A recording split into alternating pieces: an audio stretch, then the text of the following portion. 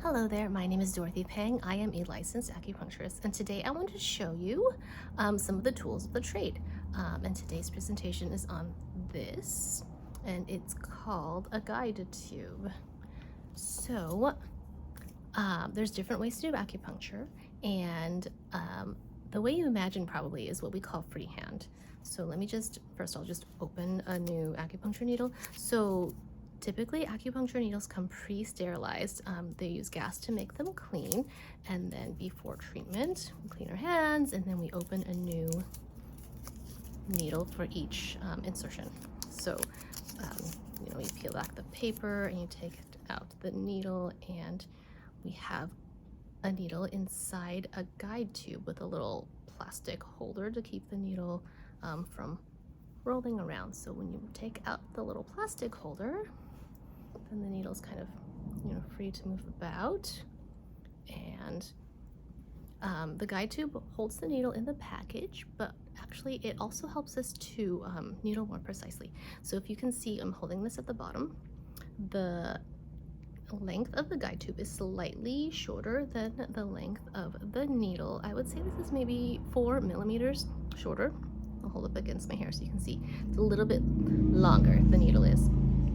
So how we use this in practice is we put the guide tube on the skin, and you'll see the needle is popped up a little bit, right? And then we tap the needle, and then the needle goes into the skin just that little tiny bit. So the insertion is really quick and therefore rather painless. It doesn't give the body really much time to react because we're just like tap, tap, and it's in. Using the guide tube is just helpful to make insertion quick and easy, and a little more subtle for the body.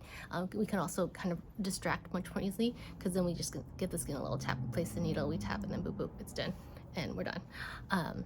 So that's what a guide tube is, just a plastic tube, and we use that to